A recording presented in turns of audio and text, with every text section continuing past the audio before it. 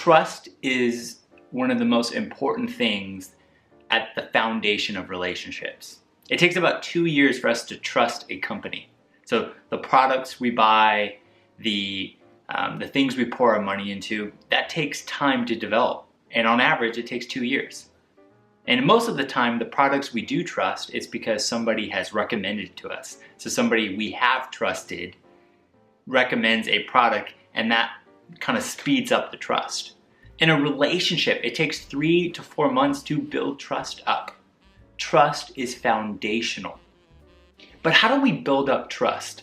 Well, I want to give you a couple things. First, T is truly listening.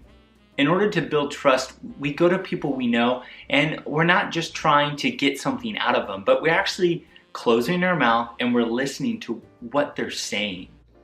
And it's more often than not, it's putting their needs over our needs and realizing it's a partnership. This is so important in the people we're dating, in our marriages, in our friendships, but it's really listening to people. And that leads to the next one, the R, it's rarely fixing. It's not just jumping to, hey, do this. It's waiting and actually seeing when is the opportunity to speak into their life, but not just getting to the fix it. I'm actually very prone to do this. I'm somebody who normally the way to kind of fix a problem, I just want to get it out. And I learned very early on in marriage that if I'm always fixing my wife, it destroys the trust in our relationship, which ultimately hurts our love and all sorts of things. And I had to learn to kind of, sometimes the best thing I can do for our marriage, for our relationship, for the trust that we had, is I had to just shut my mouth. And I had to just listen to her and not try to fix her. And that's so important. And over time, that became a habit, but it's something I had to learn. It was a new skill I had to build up.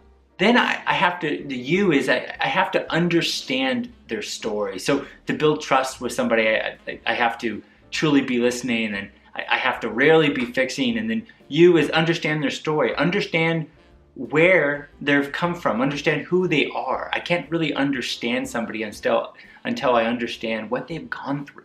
And you do that by what? Listening to them, not trying just to fix them, but really understanding, do they come from a marriage where, mom and dad was, come from a background where mom and dad was always involved? Where have they lived? What have they gone through? The more you understand someone's pathway up to that present moment, the more you can really know who they are. And then the S is sharing life together. And this is something you cannot fake. You cannot rush. This isn't a microwave thing where you can just buy it and automatically you have it. Sharing life together means doing seasons together.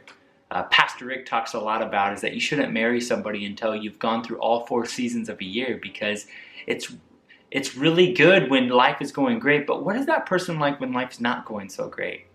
How do they deal with stress? It's like a toothpaste.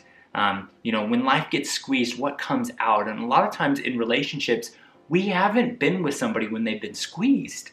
And with you, when you're building trust with other people, do you bail in that moment, or do you go through that mess? And if you go through mess with other people, your trust builds up and that relationship gets a lot stronger.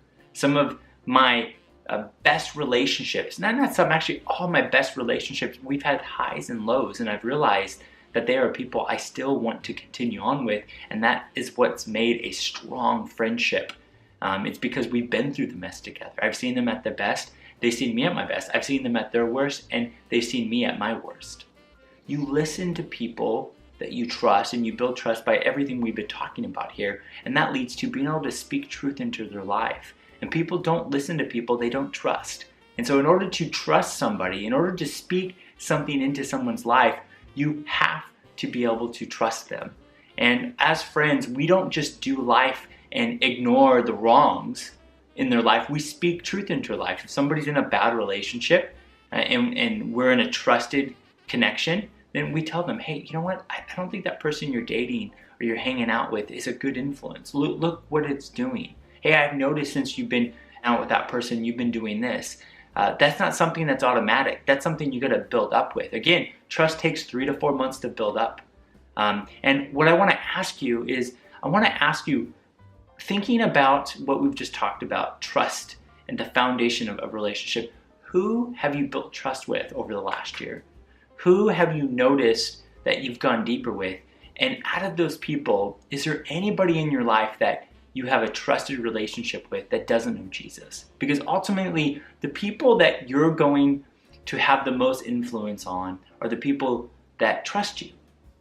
And it's one thing to tell somebody about Jesus that doesn't trust you. It's another thing to tell them about Jesus if they do trust you, because they will listen to you.